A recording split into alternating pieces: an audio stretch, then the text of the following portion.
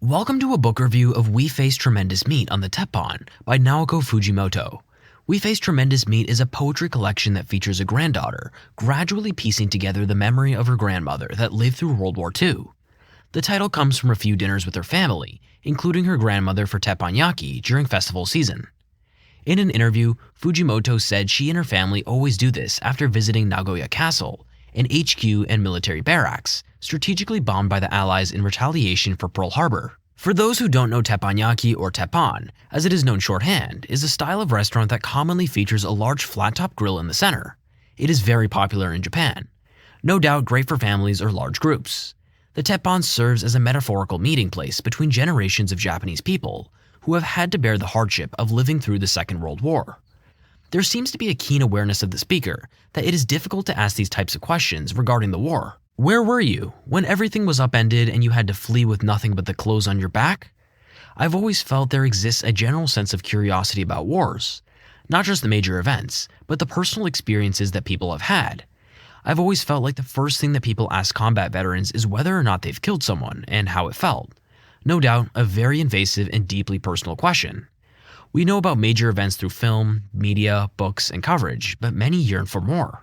Many people like me have had the luxury of being affected by war in a non-direct way, be it through temporary inflation, minor inconveniences during travel, or concern with a sudden interest in nationalistic tendencies. So to ask what that horrific experience was like, to ask them to relive it seems a bit tremendous. A bit like an over-order of meat on a teppan.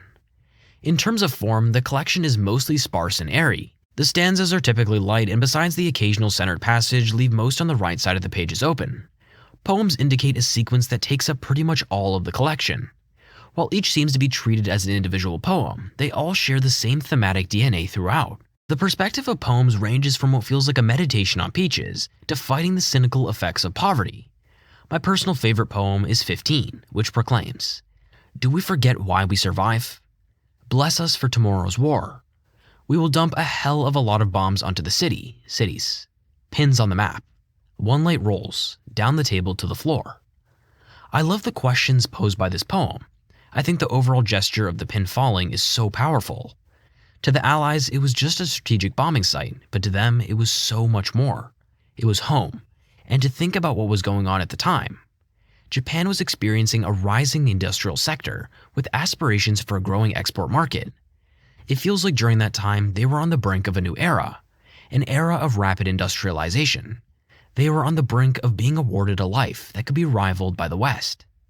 Japan is and continues to be a living dichotomy, where it feels like its people are both welcoming of modern technologies, but never getting rid of old habits and traditions. A meeting of old and new, a place where homes are built with tatami, paper doors, but have access to the newest rice cooker, expertly crafted with groundbreaking techniques in manufacturing to deliver the moistest, most delicate rice possible.